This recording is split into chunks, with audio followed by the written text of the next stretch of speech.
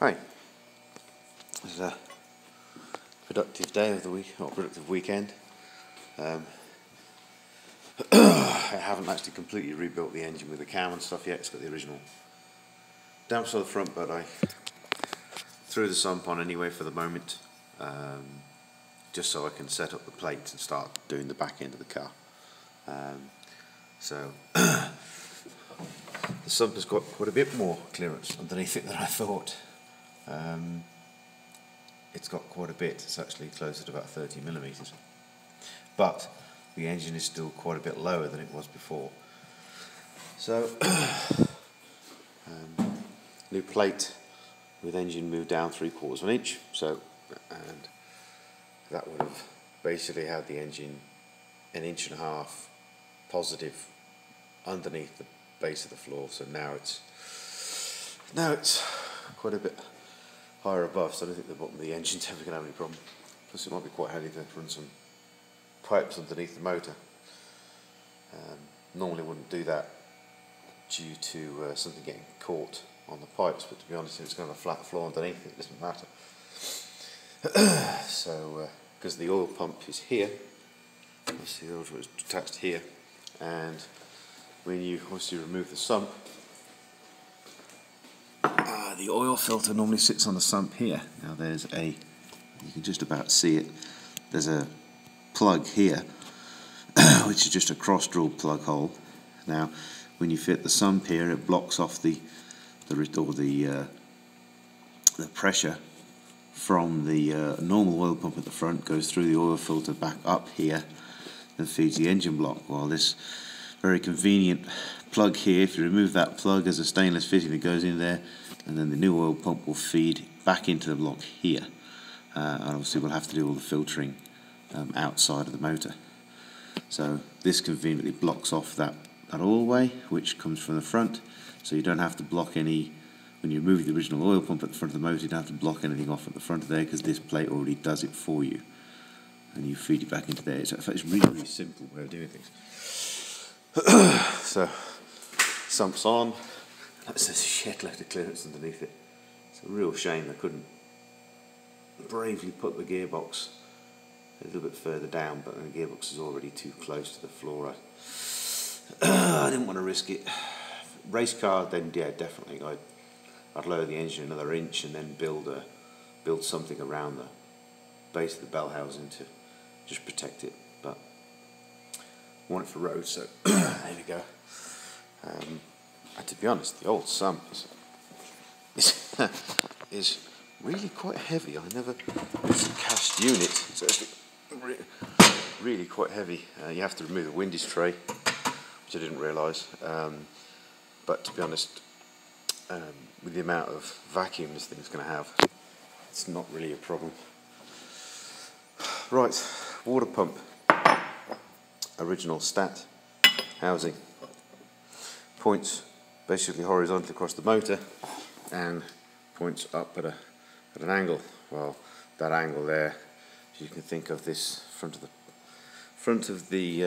pulley there would hit the virtually hit the bulkhead, so that would be no good. So now CNC billet. Now it's horizontal, so it'll miss the bulkhead. And also, instead of it pointing horizontally across the motor, I measured it and I wanted about a 35-degree angle, so now it points down. So when it's fitted in here, it points down at an angle and then comes down to meet what I want to hear. So we now have a billet thermostat housing. As you can see all the crosshatch machining inside there. So it's a bit. The thermostat sits in the recess, and there's the little booty. It's worth a Sunday, I suppose, on a day of my time, just to program it, machine it and do it. So it's done. Thermostat sits in there like so, pressures and wax in there. Nice and simple. And obviously the thermostat has its own kind of sealing rubber around the outside, so you don't even have to worry about trying to seal it. Last step to this, obviously it has no outlet tube at the moment.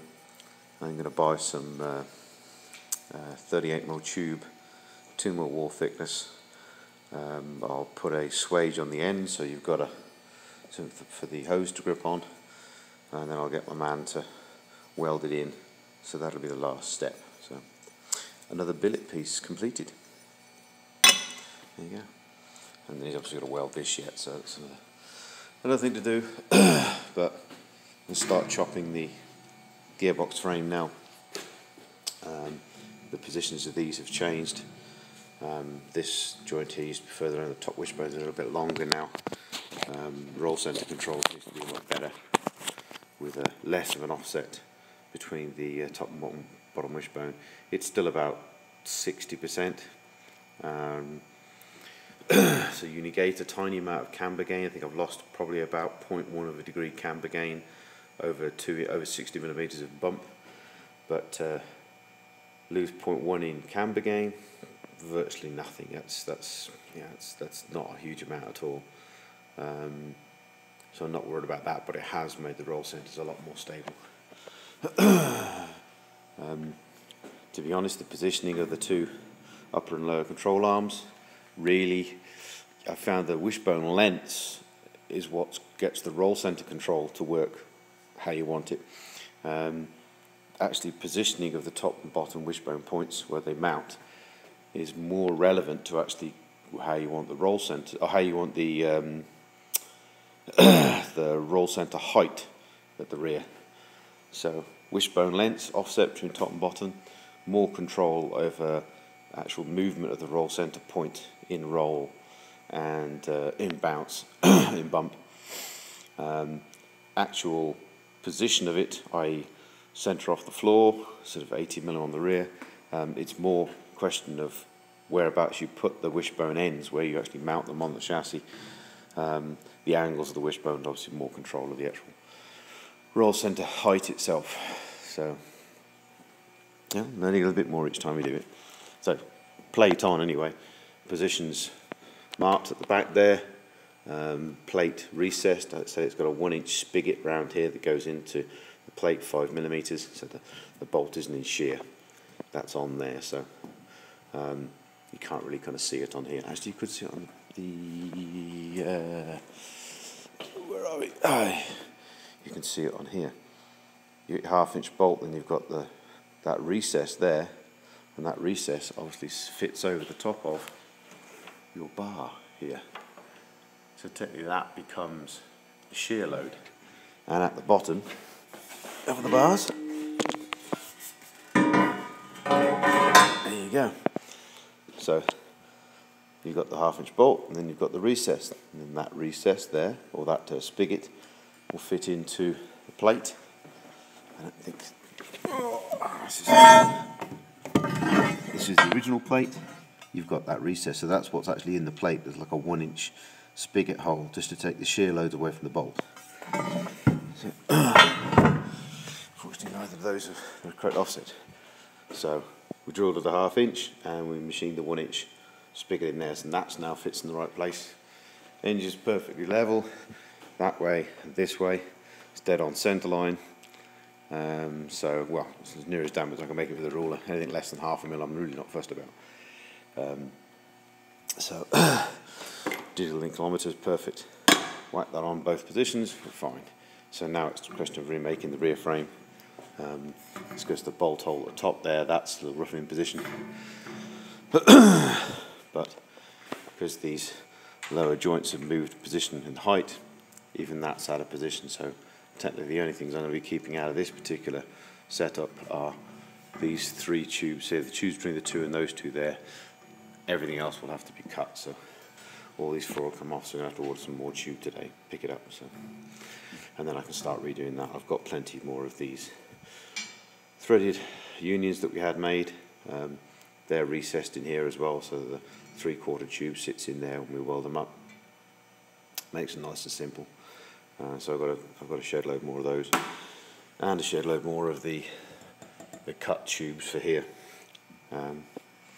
So yeah, just carrying on really. It's a bit more progress.